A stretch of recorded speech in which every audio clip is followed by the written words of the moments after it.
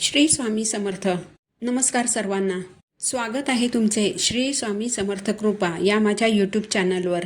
आजचा दिवस तुम्हाला खूप सुखाचा, आनंदाचा आणि मंगलमय जावो हीच मी स्वामींच्या चरणी प्रार्थना करते आणि आज या नवीन व्हिडिओला सुरुवात करते.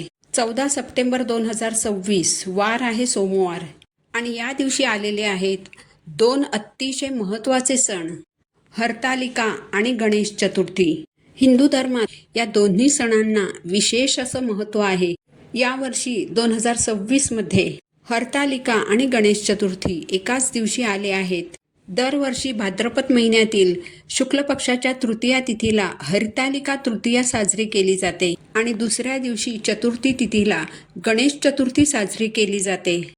मात्र यावर्षी हे दोन्ही सण 14 सप्टेंबर रोजी एकाच दिवशी आले असल्याने हरतालिकेचा उपवास नेमका कधी सोडायचा? आधी हरतालिकेची पूजा करायची की गणपतीची स्थापना करायची? गणपती बाप्पांची स्थापना कधी करायची? याबाबत प्रश्न उपस्थित झाले आहेत. तर याबद्दलची संपूर्ण माहिती आज या व्हिडिओमध्ये मी तुम्हाला सांगणार आहे. यासाठी तुम्ही व्हिडिओ शेवटपर्यंत ऐका. चॅनलवर नवीन असाल तर सबस्क्राईब करा आणि असेच माहितीपूर्ण धार्मिक व्हिडिओ पाहण्यासाठी बेल आयकॉनला देखील प्रेस करा. तर बघा, दरवर्षी गणेश चतुर्थीच्या आदल्या दिवशी आपण हरतालिकेचं व्रत करत असतो आणि हरतालिकेचं विसर्जन केल्यानंतर आपण बाप्पांची स्थापना करत असतो. कारण असंही सांगितलं जातं की गणपती बाप्पांनी हरतालिका बघू नये आणि म्हणूनच हरतालिकेचं विसर्जन केल्यानंतर गणपती बाप्पांची स्थापना केली जाते. पण यंदा दोन्ही सण एकाच दिवशी आले आहेत, त्यामुळे हे दोन्ही सण आपल्याला एकाच दिवशी साजरे करायचे आहेत. तर हे दोन्ही सण एकाच दिवशी अगदी व्यवस्थितरित्या साजरे होऊ शकतात. परंतु कशा प्रकारे हे आता आपण या व्हिडिओमध्ये जाणून घेऊया. तर पहा, हरतालिका तृतीया हे व्रत आपण तृतीया तिथीला करत असतो. तर भाद्रपद महिन्यातील तृतीया तिथी सुरू होईल 13 सप्टेंबरला सकाळी 7:08 आणि ही तृतीया तिथी संपणार आहे 14 सप्टेंबरला सकाळी 7:06 आणि गणपती बाप्पांच्या पूजेचा जो मुहूर्त आहे तो 11:20 आहे. तर बघा, हरतालिकेची आपण जी पूजा करतो ती आपण तृतीया तिथी सुरू असताना करत असतो आणि ही तृतीया तिथी 14 सप्टेंबरला सकाळी 7:06 संपत आहे. मात्र सूर्याने ही तिथी पाहिलेली आहे आणि जी तिथी सूर्याने पाहिलेली असते तर ती तिथी पूर्ण दिवसभर मान्य केली जाते. त्यामुळे हरतालिकेची पूजा आणि हरतालिकेचा उपवास हा आपल्याला 14 सप्टेंबरला सोमवारी गणेश चतुर्थीच्या दिवशी करायचा आहे. परंतु या दिवशी जरी तृतीया तिथी पूर्ण दिवसभर चालणार असली तरी हरतालिकेची पूजा ही मात्र आपल्याला शक्यतो सकाळी तृतीया तिथी सुरू असतानाच करायची आहे. त्यामुळे ज्या घरांमध्ये गणपती बाप्पांची स्थापना होणार आहे त्या घरातील महिलांनी सकाळी तृतीया तिथी संपायच्या आत ही हरतालिका तृतीयेची पूजा करून घ्यायची आहे.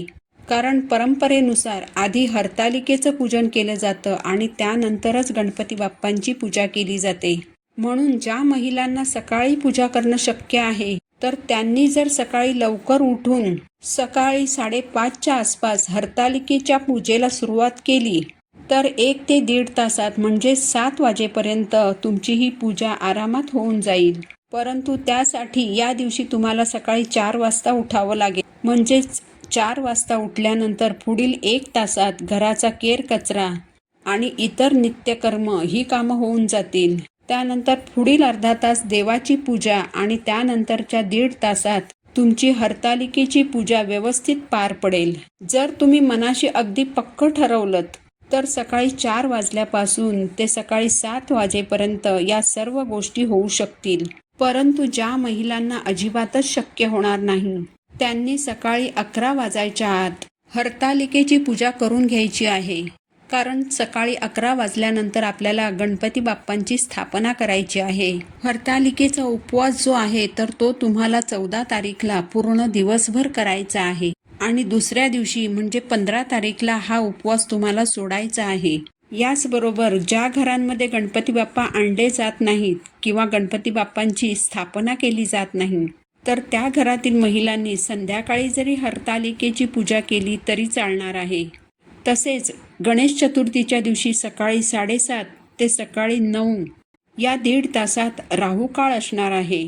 या दिवशी सकाळी 7:30 वाजता राहू काळाला सुरुवात होईल आणि सकाळी 9 वाजता हा राहू काळ संपेल. तर या राहू काळात सुद्धा तुम्हाला हरतालिकेची पूजा जी आहे तर ती करता येणार नाही. म्हणून एकतर तुम्ही सकाळी 7 वाजेपर्यंत तृतीया तिथी सुरू असताना ही पूजा करायची आहे, किंवा मग तुम्ही हा राहू काळ संपल्यानंतर म्हणजे सकाळी 9 वाजल्यानंतर ते सकाळी 11 वाजेपर्यंत ही हरतालिकेची पूजा तुम्ही करू शकता आणि त्यानंतर सकाळी 11:30 वाजता तुम्ही बाप्पांची स्थापना करू शकता. आता बाप्पांचं आगमन होताना किंवा बाप्पांची स्थापना केल्यानंतर हरितालिकेची पूजा त्यांच्या दृष्टीस पडू नये यासाठी तुम्ही या पूजेची मांडणी अशा ठिकाणी करायची आहे जिथून ती बाप्पांच्या दृष्टीस पडणार नाही. तुम्ही किचनमध्ये सुद्धा हरतालिकेच्या पूजेची मांडणी करू शकता. तुमच्या देवघरात जवळ सुद्धा तुम्ही या पूजेची मांडणी करू शकता. ज्यांचा एकच रूम आहे अशा वेळी तुम्ही एकाच रूममध्ये अगदी मनोभावे भक्तिभावे ही दोन्ही व्रत केली तरी चालणार आहे. पण ज्यांना या दोन्ही पूजा एकाच रूममध्ये मांडायच्या नसतील तर त्यांनी काय करायचं आहे की हरतालिकेचं जे व्रत आहे ते सखींबरोबर म्हणजेच मैत्रिणींबरोबर केलं जाणारं व्रत आहे.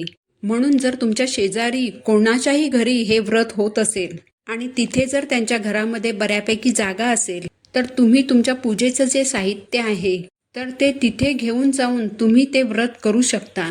कारण पार्वती मातेने तिच्या सख्यांबरोबरच हे व्रत केलं होतं आणि म्हणूनच जेव्हा आपण हरतालिकेचं पूजन करतो त्यावेळी आपण जे वाळूचं शिवलिंग बनवतो त्यावेळी आपण तिथे 5 साळुंख्याही बनवतो.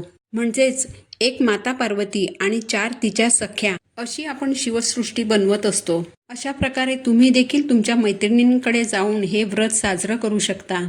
तिथे तुम्ही ही पूजा करू शकता. आणि ज्यांच्या घरामध्ये 2 रूम आहेत तर त्यांचा प्रश्नच नाही. त्यांनी एका रूममध्ये हरितालिकेची पूजा मांडायची आणि दुसऱ्या रूममध्ये गणपती बाप्पांची पूजा मांडायची आहे. आता 14 तारीखला सकाळी हरतालिका पूजा केल्यानंतर त्याच दिवशी दुपारी आपण गणपती बाप्पांची स्थापना करणार आहोत. तर हरतालिकेचं विसर्जन पण 14 तारीखलाच करून टाकायचं का? तर अजिबात नाही. तर 14 तारीखला ही पूजा दिवसभर तुम्हाला तशीच ठेवायची आहे आणि 15 तारीखला तुम्हाला त्या पूजेचं विसर्जन करायचं आहे. कारण या दोन्ही पूजेंचा खरं तर तसा एकत्र असा काहीही संबंध नाही. उलट यामुळे एकीकडे माता पार्वती आणि भगवान शिवाची पूजा आणि आराधना तर दुसरीकडे विघ्नहर्ता गणरायाचे आगमन असा दुहेरी धार्मिक उत्सव आपण साजरा करणार आहोत. त्यामुळे जरी ही दोन्ही व्रत एकाच दिवशी आली असली तरी तुम्ही अजिबात गोंधळून जायची गरज नाही. ज्या महिला दरवर्षी हरतालिकेचं हे पूजन संध्याकाळी करायच्या तर यावर्षी त्यांनी ही पूजा सकाळी लवकर करायची आहे.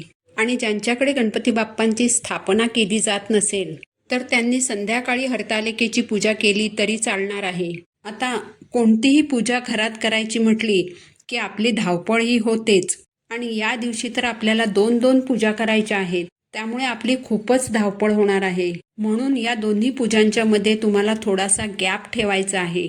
म्हणजे जसं की सकाळी 7 वाजेपर्यंत जर तुमची हरतालिकेची पूजा पूर्ण झाली तर त्यानंतरचा जो वेळ आहे तो तुम्हाला बाप्पांच्या पूजेच्या तयारीसाठी देता येईल. आणि 11:20 गणपती बाप्पांच्या स्थापनेचा जो शुभ मुहूर्त आहे तर त्या मुहूर्तावर तुम्हाला तुमच्या घरामध्ये बाप्पांची स्थापना करता येईल आणि त्यानंतर तुम्ही बाप्पांची पूजा आरती वगैरे करू शकता.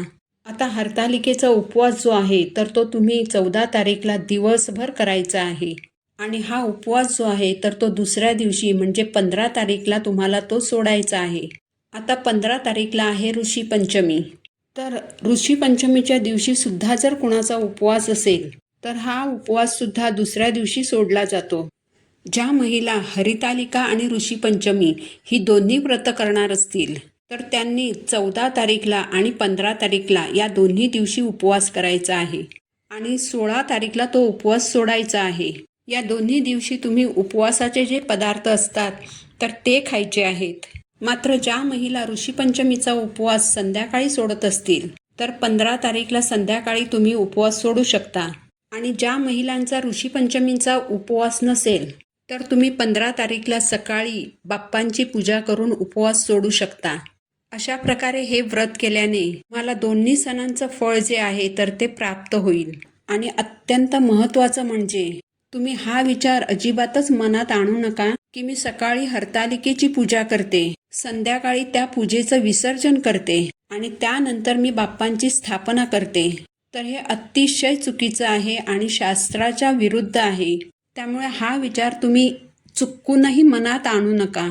14 तारीखला सकाळी 7:06 तृतीया तिथी असणार आहे. त्यामुळे तृतीया तिथी असेपर्यंत हरतालिकेची पूजा करून घ्या आणि त्यानंतर 11:20 शुभमुहूर्तावर गणपती बाप्पांची तुमच्या घरात स्थापना करा आणि दुसऱ्या दिवशी 15 तारीखला हरतालिकेच्या पूजेचं विसर्जन करा, जेणेकरून केलेल्या दोन्ही व्रतांचं तुम्हाला पुण्यफळ प्राप्त होईल.